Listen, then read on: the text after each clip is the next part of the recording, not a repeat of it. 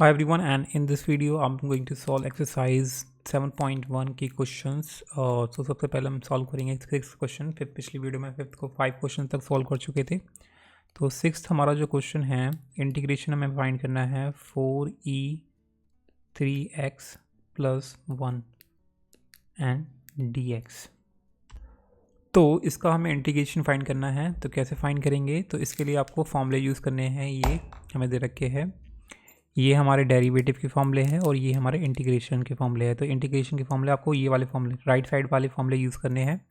तो सबसे पहला जो हमारा कॉमन फॉर्मूला है, सबसे पहला वो ये है कि इंटीग्रेशन ऑफ x की पावर n इक्वल टू होता है हमारा x की पावर n+1 अपॉन में n+1 प्लस कॉन्स्टेंट लगाते हैं साथ में। और यहाँ जो हमारा n है, पावर जो होती है x की पावर जो n होती है वो प्लस हो जाती है और उसी से डिवाइड कर देते हैं। तो ये हमारा इंटीग्रेशन होता है।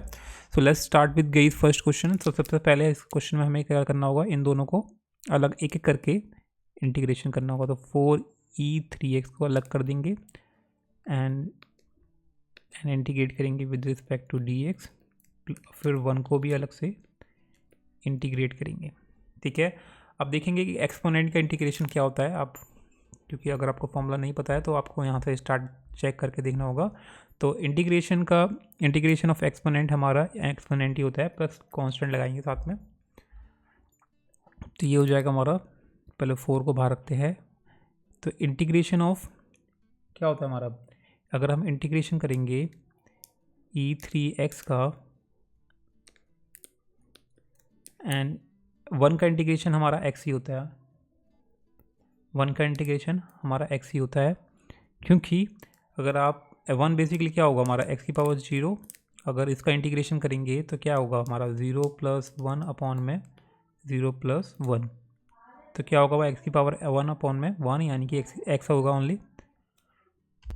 तो यानी कि हो गया हमारा, फिर प्लस कांस्टेंट लगा देंगे।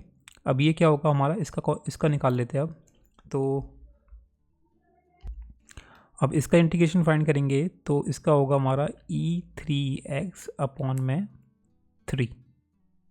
ठीक है, एंड प्लस हमारा x है ही एंड प्लस c है।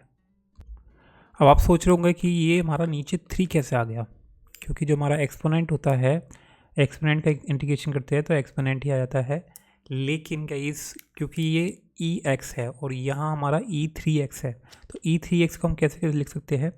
अगर हम इंटीग्रेशन करते हैं, वैसे इंटीग्रेशन जो हमारा होता है नॉर्मल, अगर कोई भी हमारा वो एक्सपोनेंट हो तो उसका हमारा इंटीग्रेशन होता है ax अपॉन में log a। ठीक है, तो इसको भी अगर हम उसी तरीके से करेंगे, अगर हम इंटीग्रेशन करते हैं e3x का, तो ये क्या होना चाहिए हमारा, ये होना चाहिए हमारा e3x अपॉन में log e3x, ये होना चाहिए। अब देखो यहाँ समझना है आपको। तो यहाँ क्या होगा हमारा, तो इसके हिसाब से ये नीचे क्या आना चाहिए हमारा, log आना चाहिए, log, और इसमें हमारा x नहीं आएगा, ओनली 3 आएगा। ठीक है, क्योंकि आप देखेंगे अगर इस फॉर्मूले में देखेंगे हम, जनरल फॉर्मूले में इंटीग्रेशन ऑफ ax dx क्या आ रहा है हमारा, ax अपॉन में log a, यानी कि a के साथ हमारा x नहीं आ रहा है। ठीक है, तो यानी कि हमारी जो पावर है वो तो आएगी। तो अब देखना है, क्योंकि जब अगर आपको पता हो कि log a की पावर n क्या होता है हमारा, n log a होता है, जो पावर होती है आगे आ जाती है, बाहर आ जाती है। तो यहाँ भी हमारी जो पावर होगी वो इधर आ जाएगी, बाहर आ जाएगी। तो यानी कि क्या होगा हमारा e3x अपॉन में 3 log e। ठीक है, और log e क्या होता है हमारा, अगर बेस e है तो log e क्या होगा हमारा 1 हो जाएगा, यानी कि बचेगा क्या हमारे पास e3x अपॉन में 3। ठीक है, ये पूरा लॉजिक है इसके पीछे। तो आपको सिंपली डायरेक्ट आप लिख देंगे तो आपका तो आप डायरेक्ट लिख सकते हैं। तो जो भी मल्टीप्लाई होगा हमारा x के साथ, उसे आपको डायरेक्ट नीचे लिख देना है बिना कुछ एक्सप्लेन किए हुए। So that's our final answer guys. So मैं समझाना चाहता था कि अगर आपको नहीं समझ में आ रहा, क्योंकि बहुत लोग कंफ्यूज होते हैं, जब मैंने स्टार्टिंग में पढ़ा था मैं भी कंफ्यूज था, लेकिन फिर मैंने इसे अपने आप से ही समझा, इसे अपने वे में, क्योंकि टीचर ने भी एक्सप्लेन नहीं किया था ये चीज़। So hope you get it guys.